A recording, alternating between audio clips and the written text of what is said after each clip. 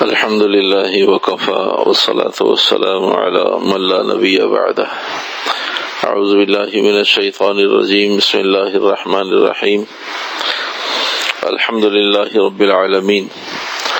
سورہ فاتحہ، سورہ بقرہ، دو سورتوں کی تلاوت، پارہ سوا، رکوعات 22، آیات 183 تلاوت کی گئی دو سورتوں کی، پارہ سوا، رکوعات 22، 183 آیات پر مشتمل۔ سوا سپارے میں دو مضمون اور پورے قرآن حکیم کا خلاصہ انتہائی اختصار کے ساتھ۔ سورہ فاتحہ میں اللہ سبحانہ تعالیٰ نے مانگنا سکھایا ہے۔ دو چیزیں ہیں آج کی تراویح سے متعلق، ایک مانگنا اور ایک ماننا۔ پوری سورہ بقرہ میں ماننا سکھایا ہے اور سورہ فاتحہ میں مانگنا سکھایا ہے۔ اس دنیا کو اللہ نے اسباب کے ساتھ جوڑا ہے اور سبب کے درجے میں مانگو، ہر وقت مانگو، ہر ایک کے لیے مانگو اور اکیلے اللہ سے مانگو۔ یہ ہے خلاصہ سورہ فاتحہ کا۔ ہر ایک کے لیے مانگو، پوری امت کے لیے مانگو، مسلمانوں کے لیے بھی مانگو، بھی کفار کے لیے بھی مانگو، بچوں کے لیے بھی، عزیز اقربا کے لیے بھی۔ مانگنے کا ایک اصول ضابطہ بتا دیا اور فرمایا اب تم مانگتے رہو ہم سے اور مانگ مانگ کر چلتے رہو۔ یہ سورہ فاتحہ۔ ہم سے مانگو، صرف ہم سے مانگو۔ کس کے لیے مانگو؟ کہ سب کے لیے مانگو۔ کب مانگو؟ کہ ہر وقت مانگو۔ اتنا مانگو کہ تمہیں مانگنا آ جائے اور ہم تمہاری مانگ کو کبھی منع نہ کریں۔ یہ سورہ فاتحہ قصہ ختم۔ دوسرا مضمون ماننا آ جائے، سورہ بقرہ کا خلاصہ ماننا آ جائے۔ اور بقرہ گائے کو کہتے ہیں، بنی اسرائیل کا قصہ، موسیٰ علیہ السلام کا قصہ۔ ان کی نافرمانیاں اتنے عروج پر تھیں کہ اللہ نے سورہ بقرہ میں نہیں، سارے قرآن حکیم میں بنی اسرائیل کو سوائے ماننے کی اور کوئی حکم نہیں دیا۔ ان کے مزاج میں دھوکہ، کبھی دھوکہ نہیں دو۔ ان کے مزاج میں فساد، کبھی فساد نہیں پھیلاؤ۔ ان کے مزاج میں وعدہ خلافی، کبھی وعدہ خلافی نہیں کرو۔ ان کے مزاج میں دین کے ساتھ تمسخر، کبھی تمسخر نہیں کرو۔ ان کے مزاج میں دھوکہ دہی کا دھوکہ دہی نہیں کرو۔ تو سورہ بقرہ اور قرآن حکیم کی آخری سورت قل اعوذ بالناس تک اللہ نے جب بنی اسرائیل مخاطب، تب بھی یہود، نصارہ، مشرکین، منافقین، مولدین، یہاں تک کہ مسلمان، تو پورے قرآن حکیم میں اللہ نے جو حکم دیا ہے وہ صرف ماننے کا۔ مانو، میری مانو، سمجھ میں آئے تب بھی مانو، سمجھ میں نہ آئے تب بھی مانو۔ تو آج کے سوا سپارے سے متعلق دو مضمون، ایک مانگنا اور ایک ماننا۔ اگر کسی آدمی کو سورہ فاتحہ سمجھ میں آ جائے تو اس کا مقصد اسے مانگنا آ گیا، اور کسی کو مانگنا آ جائے اللہ سے تو گویا کہ اس نے سورہ فاتحہ پر عمل کر کے دکھا دی۔ اللہ کی ماننا آ جائے تو گویا کہ اس نے سارے قرآن حکیم قبول کر لیا، سارے قرآن حکیم کو اس نے عملاً اپنے جسم میں پیدا کر لیا اور اپنے جسم سے اس کا اظہار کر دیا، تو گویا کہ اس کے پاس جو سب سے بڑی مایا، طاقت، قوت آئے گی وہ اطاعت فرمانبرداری ماننے کی آئے گی۔ آج کے سبق سپارے سے متعلق مضمون ختم۔ دوسری اور آخری بات وہ یہ کہ سارے قرآن حکیم کا خلاصہ صرف چند منٹ میں۔ قرآن حکیم میں 30 سپاروں میں بہت ساری جگہ پر نماز موجود، ذکر موجود، جہاد موجود، تبلیغ موجود، دعا موجود، بے شمار احکامات، بے شمار چیزیں پورے قرآن حکیم میں موجود۔ صرف اگلی اور آخری بات عرض کر کے بات ختم کر رہے ہیں کہ پورے قرآن حکیم میں بہت ساری جگہ پر دعا آئے گا، نماز آئے گی، روزہ آئے گا، حج آئے گا، زکوٰۃ آئے گی، جہاد آئے گا، تبلیغ آئے گی۔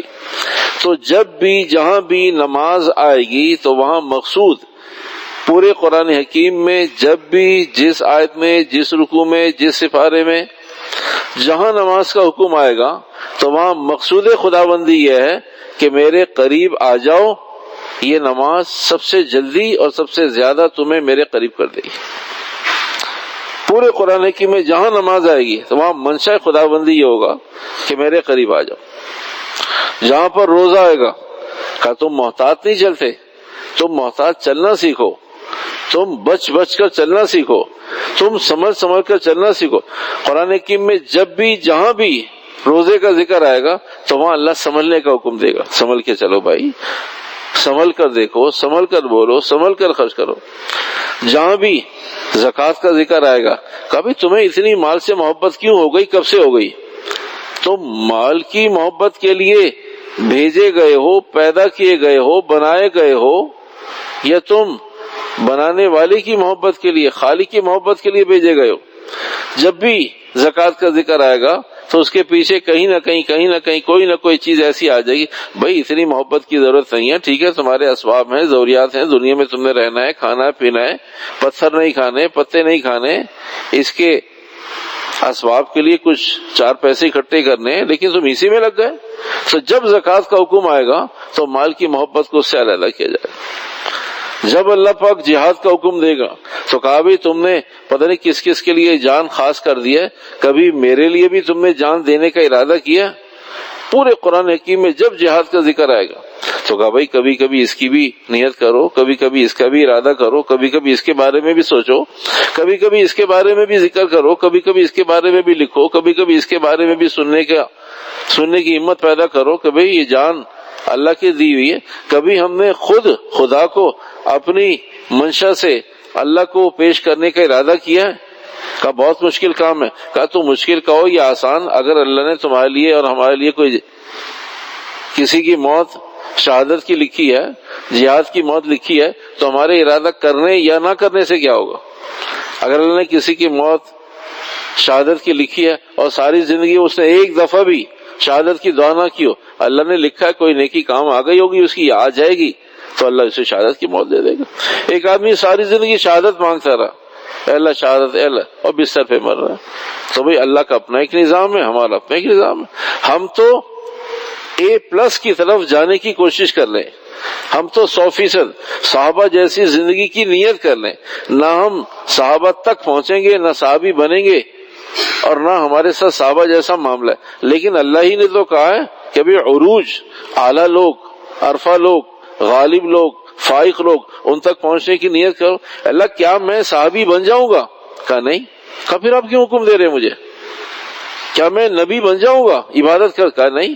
کلمہ آپ تو ہمیں کہہ رہے ہیں کہ نبی کے پیچھے پیچھے چلو، ہم کیوں پیچھے چلیں جب ہم نبی بنیں گے نہیں؟ کہا بنو گے نہیں، لیکن حشر تمہارا ان کے ساتھ کروں گا۔ صحابی بنو گے نہیں، لیکن جہاں صحابہ ہوں گے وہیں تم بھی ہوگے۔ علمی ایسا کیوں؟ اس لیے کہ تم ان کے پیچھے چلے تھے اور میں نے تم سے کہا تھا ان کے پیچھے چلو۔ تو جہاں جہاد کا ذکر آئے گا تو وہاں اللہ ارشاد فرماتے ہیں کہ بھئی کبھی تو ساری زندگی میں ایک دفعہ تو آدمی اللہ سے کہے کہ اللہ میاں یہ جان تیرے لیے ہے، چاہے بستر پر اور چاہے میدان جہاد میں، چاہے شہادت کے ساتھ، تیری مرضی۔ لیکن آدمی دعا بھی نہیں کرتا کہ کہیں اللہ واقعی شہادت کی موت ہی نہ دے دے، کہیں شہادت ہی نہ ہو جائے۔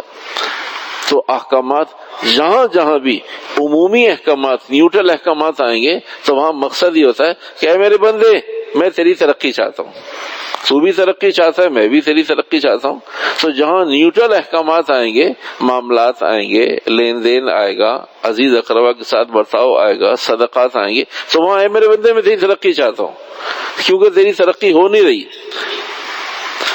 اور کبھی کبھی اس قرآن حکیم میں کہیں تکالیف کا ذکر آئے گا، کبھی کبھی تکالیف کا ذکر آئے گا، تاکہ آدمی کو تحمل ہو کہ بھئی صحت مند آدمی ہے، کبھی بخار آ جائے گا، صحت مند آدمی ہے، کبھی کوئی حادثہ ہو جائے گا، کبھی صحت مند آدمی ہے، کبھی کسی کا کوئی اللہ کے پاس پہنچ جائے گا۔ تو اللہ نے کہا یہ جو تکالیف ہیں، اے اللہ میاں آپ چاہتے ہیں کہ ہم تکلیف میں؟ کہا نہیں۔ اے اللہ آپ ہمیں تکلیف دینا چاہتے؟ کہا نہیں۔ ابھی آپ نے تکلیفیں رکھی کیوں ہیں؟ پورے قرآن حکیم میں جہاں جہاں تکالیف کا ذکر آئے گا تو بندے کے اندر ایک استفسار پیدا ہوتا ہے، اے اللہ میں بہت تکلیف میں ہوں، کیا تجھے راحت اور سکون اور تیری منشا ہی ہے؟ کہ نہیں، میں خوش نہیں ہوتا تمہاری تکلیف سے۔ انسان کسی تکلیف میں، اذیت میں، حادثے میں، ذلت میں مبتلا ہو جائے، اللہ میں تجھے خوشی ہوتی ہے کہ نہیں؟ اللہ پھر آپ نے کیوں رکھی ہیں تکلیفیں؟ کہا میں نے تکلیفیں اس لیے رکھی ہیں، میں نے تکلیفیں اس لیے رکھی ہیں کہ اگر میں تکلیفیں نہ رکھتا تم میں سے کوئی ایک ساری زندگی ایڑیاں رگڑ رگڑ کے مر جاتا، کوئی جنید بغدادی نہ بنتا، اور اگر تکلیفوں سے تم میں سے ہر ایک جنید بغدادی ہے۔ اللہ میں وہ کیسے؟ کہا وہ ایسے کہ تم 70 سال نمازیں پڑھتے رہتے ہو، 50 سال روزے رکھتے رہتے ہو، تم نے 10 حج کر لیے، تم نے سینکڑوں عمرے کر لیے، تم نے کروڑوں روپے کی زکاتیں نکال دی، تم نے صدقات لاکھوں روپے کے صدقات صاف مال میں سے دے دیے، لیکن تمہاری وہ ترقی نہیں ہوئی۔ جب میں نے تمہیں تکلیف دی تو تمہارا گراف فوراً یہاں پہنچا، اور یہاں پہنچنے پر جو میں دیتا ہوں تو میں نے تکلیف دی اس لیے کہ تم یہاں پہنچو، اور تم یہاں پہنچتے ہی میں نے تمہارے ساتھ وہ معاملہ کیا جو تم 70 سال کی عبادات اور نمازوں سے حاصل نہیں کر سکتے۔ اللہ میں ایسا ہے؟ کہا ہے میرے بندے ایسے ہی ہے۔ کہ اللہ میں پھر تو ساری زندگی تو صرف تکلیف میں رکھ ہو جائے، تو مجھے کوئی راحت نہیں چاہیے۔ قیامت کے دن جب اللہ پاک کہیں گے تو نے دعا کی، میں نے تیری دعا قبول نہیں کی، اس پر میں نے یہ اجر دیا۔ تو نے مجھ سے راحت مانگی، میں نے تجھے تکلیف میں رکھا۔ تو نے مجھ سے اپنی چاہت مانگی، میں تیری چاہت پوری نہیں کی۔ تو نے اپنی ضروریات کو پورا کرنے کی دعا کی، میں تیری ضروریات پوری نہیں کی، تو اس پر میں نے تجھے یہ اجر دے دیا۔ تو وہ اللہ سے پوچھے گا، اللہ اس موقع پر میری ضرورت پوری نہیں ہوئی، فلاں کی ضرورت پوری ہو گئی تھی، اللہ مجھے یقین دلا کہ ضرورت پوری نہ ہونے پر تو نے مجھے یہ دیا ہے، مجھے یقین نہیں آ رہا، ضرورت پوری نہیں ہوئی، زندگی گزر گئی، جس کی تھی ضرورت وہ بھی اور میری ضرورت پوری ہوئی، میری بھی، دونوں کی گزر گئی۔ اللہ مجھے یقین دلا، مجھے یقین نہیں آ رہا۔ اے میرے بندے، کیا تجھے یقین نہیں کہ تیرا رب غلط بیانی نہیں کرتا؟ اللہ میں اسی کے لیے تو کہتا ہوں یقین نہیں آ رہا، چیزوں کو دیکھ کر، مشاہدے کو دیکھ کر، ثواب کو دیکھ کر، اجر کو دیکھ کر یقین نہیں آ رہا۔ پھر اللہ پاک اسے یقین دلائیں گے، اسے یقین آ جائے گا، وہ اللہ کی بات کو مان لے گا۔ محبت میں ایسا ہوتا ہے، محبت میں نہیں آپ سچ بتائیں، صحیح بتائیں، ایسا نہیں ہو سکتا، نہیں آپ صحیح بتائیں۔ تو محبت میں اللہ اور اپنے بندے کا معاملہ ہے، تو اللہ اپنے بندے کو یقین دلائے گا تیری چھوٹی موٹی ضروریات پوری نہیں ہوئی تھی، کچھ دعائیں پوری نہیں ہوئی تھی، تیرے مسائل آئے، پریشان ہو گیا، کبھی کورونا آ گیا، کبھی اور تنگی آ گئی، پریشانی آ گئی، بیماری آ گئی، اس پر میں نے تجھے یہ اجر دیا ہے۔ تو اللہ سے کہے گا اللہ میں ایک دعا اور قبول کر لے میری۔ کبھی اب تو قبولیت کا زمانہ ختم ہو گیا، اب تو دعائیں قبول نہیں ہوتی، یہاں تو قبولیت دعا پر اجر دے رہی ہے۔ اب قبولیت دعا نہیں ہوگی، نہ یہ نمازیں ہیں، نہ کوئی اعمال ہے، اب تو یہاں سزا ہے یا جزا ہے، جو کچھ کیا کر کے آئے اللہ میں۔ اچھا میرے بندے بول تو صحیح، وہ تیری دعا کیا ہے؟ کہا اللہ میں میری یہ دعا یہ ہے کہ تو نے مجھے ایک ذرہ برابر بھی وہاں کیوں راحت دی؟ اگر مجھے معلوم ہوتا کہ دعائیں قبول نہ ہونے پر یہ ملے گا اور دعا قبول ہونے پر اتنا سا ملے گا، کہ میں اتنا سا کیوں لیتا؟ دعا قبول ہونے پر اتنا سا ملا اور نہ قبول ہونے پر اتنا ملا، چلے میں نے اتنے کے چکر میں اتنا سا قبول کر لیا، میں کیسا بیوقوف آدمی تھا۔ اے میرے بندے تو ایسا بیوقوف ہے کہ وہاں بھی نہیں مانتا تھا، یہاں بھی نہیں مانتا۔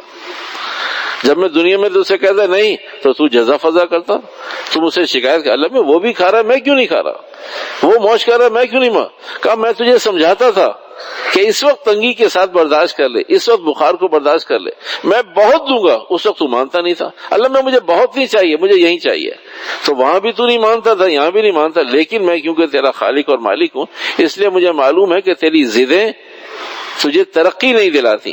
تو بھائی یہ ساری تکالیف اللہ سبحانہ وتعالی جس مسلمان کو بھی جس تکلیف میں مبتلا کیا ہے، بہت کچھ، تھوڑا سا نہیں، بہت کچھ دینے کے لیے اللہ نے ان تکالیف میں مبتلا کیا ہے۔ اللہ سبحانہ وتعالی ہمیں احکامات بھی، اور جہاں جہاں خدا نہ خواستہ کوئی تکلیف آ جائے، مانگی نہ جائے، تکلیف مانگی نہ جائے، آ جائے تو اسے قبول کر لینے پر اللہ نے بہت سارے اجور کا وعدہ کیا ہے۔ اللہ پاک عمل کی توفیق عطا فرمائے۔ وآخر دعوانا الحمدللہ رب العالمین۔ الحمدللہ رب العالمین والعاقبۃ للمتقین والصلاة والسلام علی سید الانبیاء والمرسلین برحمتک یا رب۔